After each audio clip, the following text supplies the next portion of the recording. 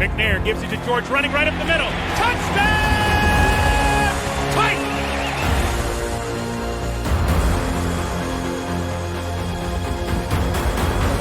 There are no flags on the field! It's a miracle! Safety, now you're one-on-one with the... Shows why he's the man! In trouble. Sack!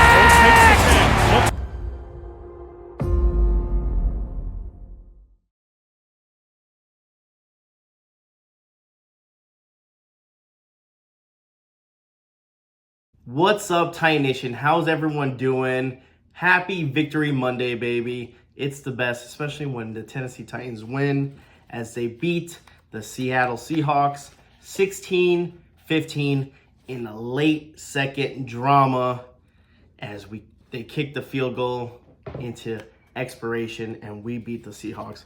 Good game, by the way. Got lots to talk about, a lot of discussions, a lot of do we pick this player? Do we pick this player? We have kicking situations, QB situations, running back situations. Who, guys, down below, let me know. Who would you pick in this 53-man roster? Which QB would you go to? Which running back would you choose? Kicking situation. Let me know down in the comments below. Before anything, remember, September 14th, y'all, Mr. Titan event, the 4th annual Mr. Titan event. Be there. It's going to be a great time. Hope to see you guys there. Other than that, remember, if you guys want to still join the raffle, the shirts are going to be down.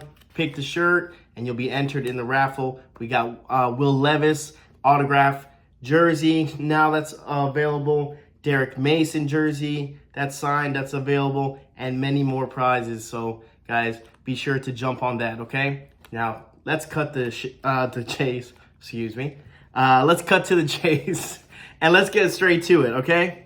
Let's talk about this Titans game as we had Malik Willis starting off for the Tennessee Titans. He was going to go in. He was a starter. This is Malik's time, right? That's what everyone says. Malik's time. He's ready to go. It's between Mason Rudolph or Malik Willis for the backup QB. Who are you guys going to take? Well, I'll tell you guys who I'm not going to take. And it's not bashing any player or anything like that. You know, I really do like what Malik has done this year as so far in training camp. He's improved a lot since last year, and maybe not all of it was his fault.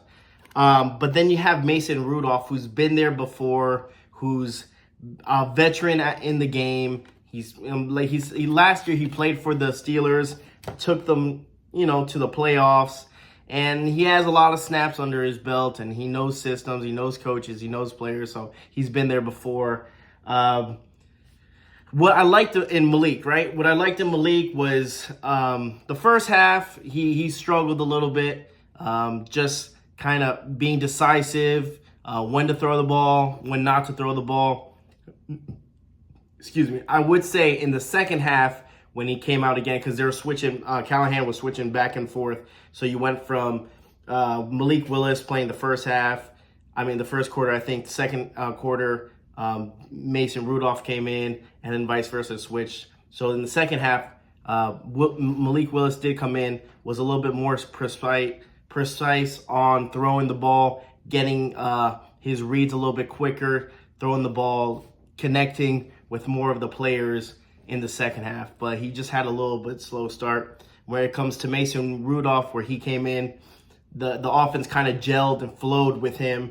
Malik, the offense seemed a little bit stagnant, kind of like it was slow. They looked like they weren't as energetic. Just the connection. I think it really does have to do a lot with connection and commanding presence compared to Mason Rudolph that came in and got the line, got the players involved, and then finally he had a connection with NWI for a touchdown. Again, shout out to Westbrook Akina. Man, the guy does not get enough credit. Guy is a solid number 4 wide receiver. Just he's always there. He's so reliable.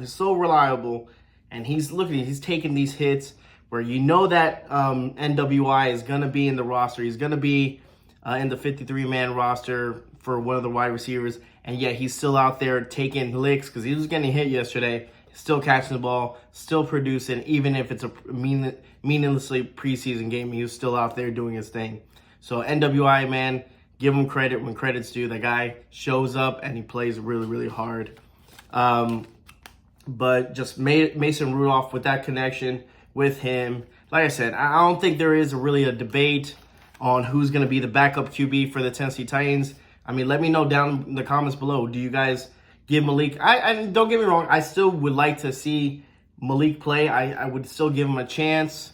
You never know, but it's hard to change from one game to the next, especially but what we've been seeing lately with Malik. And like I said, he nothing against him, no ill will. I'm still rooting for him. I hope he does good, and I hope he does well, and I hope he goes out there and we'll see what happens with Malik. But Mason is clearly the choice. I mean, I known since they picked him up and brought him in. You know, there was competition between who's gonna get the QB backup QB position. No, it was Mason Rudolph. But let me know, guys, down in the comments below.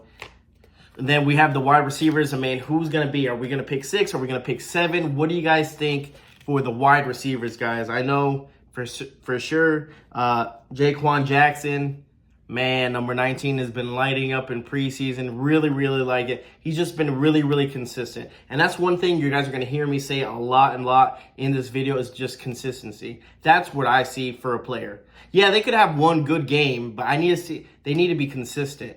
And that's one thing Jaquan Jackson has done for the Tennessee Titans in training camp and as obviously in the preseason game. Now let me see another, hopefully he doesn't fall off. I want to see the third preseason game, see if he's still consistent, still doing some plays, still making plays with his hands, with his feet. But I really, really like Jaquan Jackson. I think I'll be surprised if he's not on the 53-man roster. I really think he's gonna make that list. But man, it's one of those surprises that are really, really nice, good addition to the wide receiver core. Now you can pick like, is it going to be Kyle Phillips? Is it going to be Mason Kinsley? I don't know. Kyle Phillips, the only problem I see is that he's always hurt. So yeah, you have to be available. So that's why I say Mason Kinsley might win that battle and getting him. But who knows? I don't know exactly who's going to be on the 53-man roster, but I have a clue that Jaquan is going to definitely be there. I think he's going to be a really nice addition that not a lot of people saw. Talking about the addition that no one kind of saw is the 7th rounder. Guys, Jalen Herron, like he was awesome. Kid's 7th round pick, man, he was disruptive as hell in the backfield. Again, an edge. He's only 22 years old. Kind of came out of nowhere, but it's good, especially a 7th rounder, which we're like, whoa, Titans don't really get good 7th rounders that produce on the field. And like I said, I would like to see a little bit more consistency. Yes, he had one good game. I want to see him next. Now I got that name, Jalen. I'm gonna keep an eye on him for the next season. The next game against the Saints to see if he produces. He continues that consistency. But man, he had 4 tackles. 2 tackles, 2 sacks, 2 tackles for a loss, and 2 QB hits, man. He was in the backfield being a menace, and that's what you want to see, especially with the depth we have in edge and, getting a younger player to help out the rotation. I think it would be really, really nice. Like I said, Jalen is something I circled and definitely want to see what he does in the next game, but it looks like we might have gotten a 7th rounder that's going to be playing and helping this Tennessee Titans team. But like I said, consistency, right, guys? I have to see it. We'll see what he does next game. Now, let's talk about the kicking situation because, yes, the Tennessee Titans won 16-15 with our kicker from North Carolina. His name is Braden. If I mess up this last name, please correct me if I think it's Narvison. And we're just going to call him Braden from now on. Braden hit 3 kicks, a 59-er, a 21-yarder, and a 46-yarder to close out the game as time expired. And let me tell you, everyone from the minute he hit that 59, everyone on Twitter was going crazy like, hey, Nick Folk, you better be careful. You're going to We have kicking competition now. We have a kicking, and what do you guys think? Do you guys agree with that? Brian Callahan went on after the game and said, hey guys, Nick Folk is the guy. That's it. Nick Folk is going to be the guy. But he praised Braden for hey, good kick, this and that. Now, what do you think about that? Now, as a fan, as a viewer, I look at it and I'm like, man, this kid hit 3 kicks, which are good. 59-yarder is the one that's kind of wow, that's impressive. I don't remember last time, a kicker from the Tennessee Titans kicked a 59er. Have you? I think so, if you guys know what I'm talking about. But consistency, right? It's that word, consistency. Yes, we saw it in one game, but hey, let me see in the next game. Let me see if you can hit a 60-yarder. Let me see if you can hit a 55er. Let me see if you can hit one from 40, okay? Just because he nailed 3 in this game doesn't mean that he's going to nail you 3 more in the next game, okay? There must be a reason why he's so dead set on Nick Folk, which has the highest percentage of field goals and extra points in the NFL. Nick Folk has consistency, right? I know you could do a drinking game of how many times I'm going to say consistency, but it's something, it's vital, it's true.